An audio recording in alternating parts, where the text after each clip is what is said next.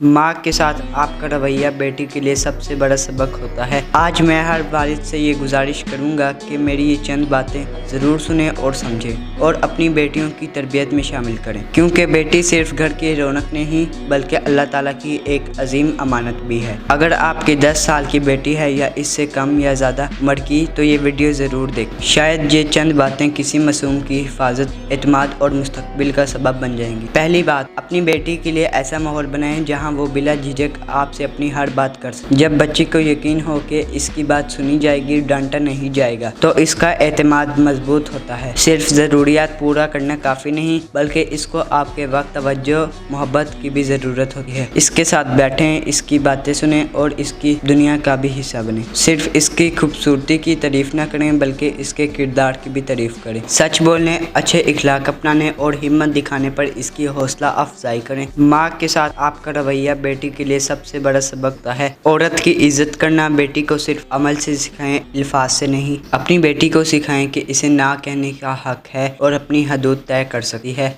अपनी बात एतमाद से रख सकती है और अपनी इज़्ज़त नफ्स की हिफाजत कर सकती है। याद रखें, एक मजबूत, बाएतमाद, बाकिरदार बेटी किसी इत्तेफाक से नहीं बनती बल्कि एक अच्छे बाप की तरबियत से बनती है।